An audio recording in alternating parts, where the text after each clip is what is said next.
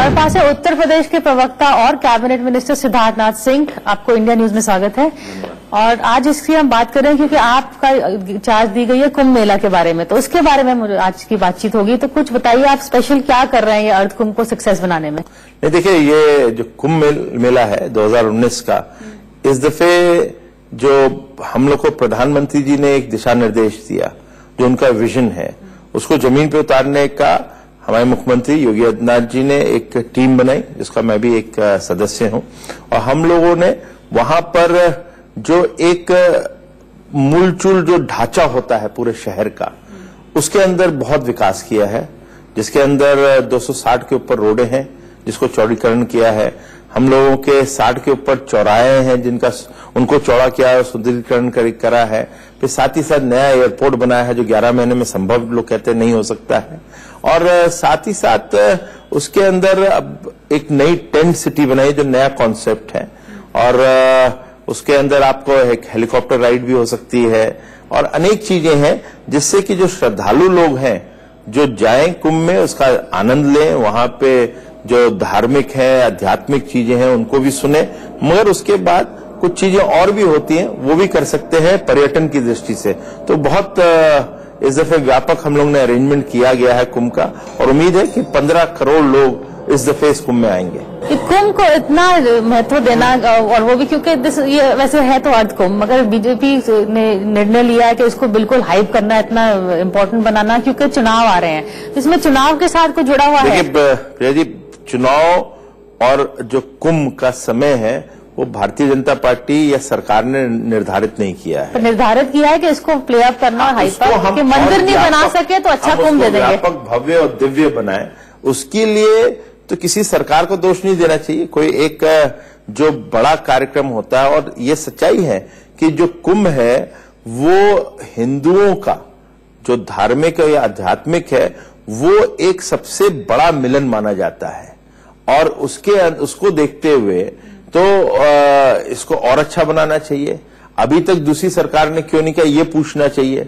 हम एक अच्छा काम कर रहे हैं, उसको और भव्य और दिव्य बना रहे हैं, और उससे खाली जो श्रद्धालु आते हैं उनको ही नहीं अच्छा लगेगा, उनको ही नहीं आनंद आएगा। मगर देश के अंदर जो भारतीयता है, जो हिंदुत्व है, उसका भी, उसके बारे में भी लोगों को समझ आना चाहिए।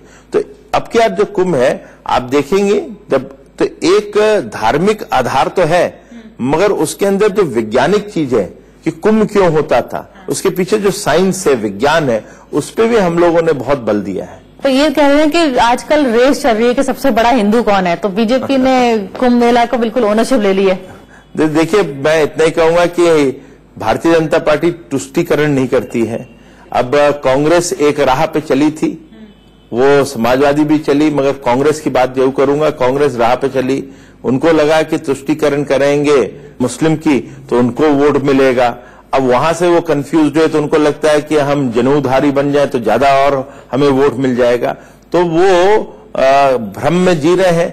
मगर वास्तविकता ये है कि सरकार वो होती है जो सबके लिए करती है, जिसको कहते हैं सबका साथ सबका विकास। हाँ, कुंभ एक पर्व है, उसको अच्छा मनाना चाहिए, मगर आवश्यकता जहां पड़ती है वहां पे हम लोग महिलाओं का कहीं उनके लिए लिंग समानता पे खड़ा होना पड़ता है, तो हम जो ट्रिपल तलाक है उस पे भी हम लोग अपनी आवाज उठाते हैं और वहां पे भी कानून लाते हैं। एक और बात कही जा रही है कि जो आपके मुख्यमंत्री हैं वो ज्यादातर प्रचारक बन गए हैं और मुख्यमंत्री कम है। नहीं, देखिए, हमारे मुख्यमंत्री लोकप्रिय मुख्यमंत्री हैं और वो पार्टी के कार्यकर्ता है। जब चुनाव आते हैं तो वहां पे भी, जैसे और लोग भी हैं, उनको भी बुलाया जाता है, तो उसमें भी उनको जाना पड़ता है प्रचार करने के लिए। मगर जो सरकार है, सरकार ठीक से चल रही है, उस पर नियंत्रण है, मुख्यमंत्री जी देख रहे हैं, उसमें कोई दिक्कत नहीं। तो मुझे नहीं लगता कि ये जो आरोप मीडिया में लगाया जा रहा है, या जो कुछ मीडिया में, सबको नहीं बोलूंगा, या विपक्ष लगाती है, वो सही है। तो मुख्यमंत्री अगर इतने अच्छे कैंपेनर हैं, अभी तो 2019 भी आ रही है, कहा जा रहा है कि उनको 2019 के लिए ही बनाया था ताकि वो एक मैसेज भेजें, अगेन सेम मैसेज जो कुंभ मेला भेज रहे हैं अपने हिंदू वोट बैंक को। हमने तो ऐसा सुना नहीं है। अच्छा, हमने तो ये सुना है कि वो एक मजबूत नेता है, लोकप्रिय नेता है, वो निर्णायक नेता है, इसलिए उनको बनाया गया, और वो हम लोग देख रहे हैं। उनका निर्णय की बात कर रहे हैं, उनका एक और कंट्रोवर्सी आ रही है कि वो गौशाला में ज्यादा एम्फोसिस दे रहे हैं, काउस के लिए टैक्स के लिए ज्यादा दे रहे हैं। देखिए, मतलब प्रायोरिटीज गलत है। ये जो आरोप है सरासर गलत है। जो आवश्यकता है उसके हिसाब से चलना चाहिए।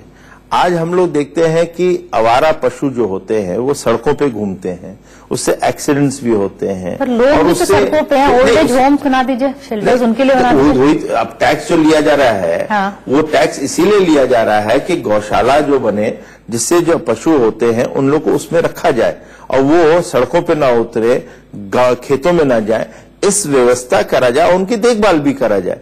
तो ये जो व्यवस्था है आज हर जगह पूरे विदेश में भी चलती है।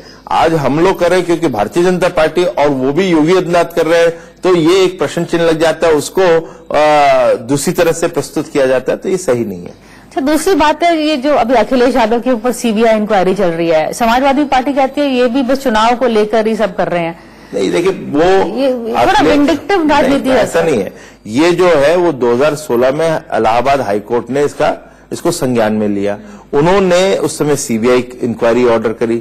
सीबीआई ने ये तीसरी दफे अलग अलग जो क्षेत्र है जहां पे पट्टे दिए गए थे उस पे उन्होंने एफआईआर्स करी। अब ये वाला आया।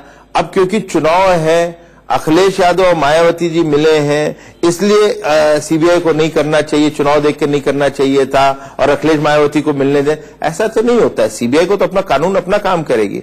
और इसमें जो प्रश्न उठता है वो समय का नहीं उठता है या इलेक्शंस नहीं उठता है। इस प्रश्न नहीं उठता है कि अखिलेश यादव जी, आपने 2012 में ये कहा था ई टेंडरिंग की व्यवस्था लागू होगी, सुप्रीम कोर्ट ने उसमें मोहर लगाई, हाई कोर्ट ने उसके मोहर लगाई। उसके बावजूद भी आपने 14 पट्टे जो है, हमीरपुर की खाली बात कर रहा हूं, वहां पे आपने अपने हस्ताक्षर से किस प्रकार से आपने उस एक पार्टियों को दे दिया। तो आपने उल्लंघन स्वयं किया। अब आप उल्लंघन करो, अधिकारी उल्लंघन करे तो उस पर सीबीआई की इंक्वायरी हो, आप उल्लंघन करो तो आप पे इंक्वायरी नहीं होनी चाहिए। इसका जवाब दें।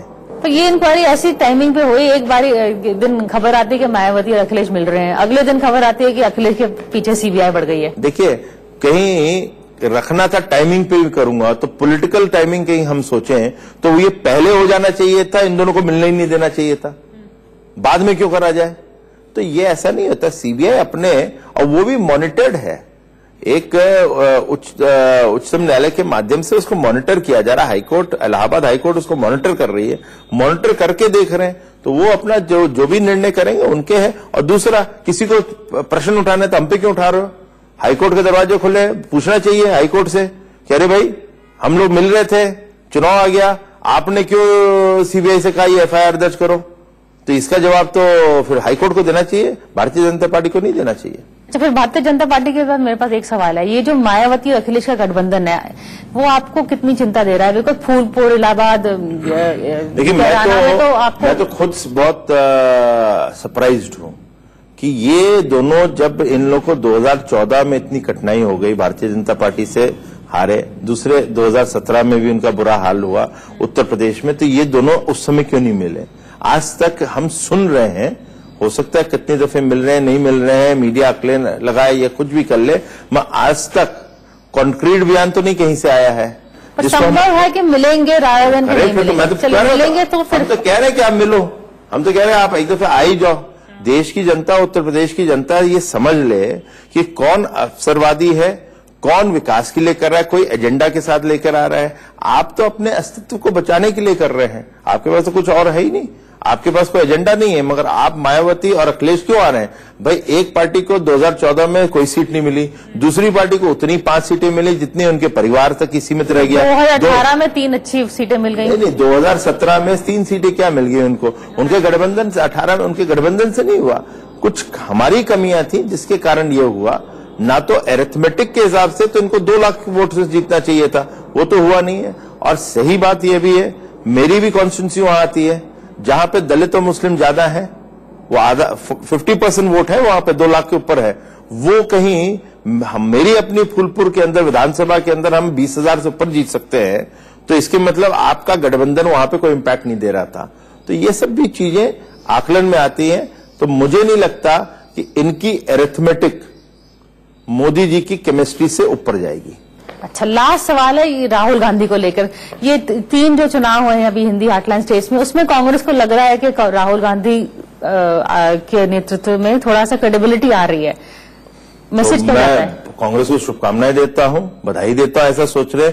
मगर जो उत्तर प्रदेश जो सबसे बड़ा राज्य है, वहां की दो रीजनल पार्टी है, बीएसपी एसपी, ऐसा नहीं सोच रहे हैं। कहीं हम पेपर के हिसाब से चले, जो आप लोग बताते हैं कि गठबंधन हो रहा है, वहां 2 सीटें देने वाले हैं, वो लोग नहीं सोच रहे हैं। तो अब कांग्रेस को सोचना पड़ेगा इसके ऊपर। थैंक यू बातचीत करने के लिए। ये थे सिद्धार्थनाथ सिंह जी, उनसे बातचीत करने। Thank you. इस वक्त की बड़ी खबर आपको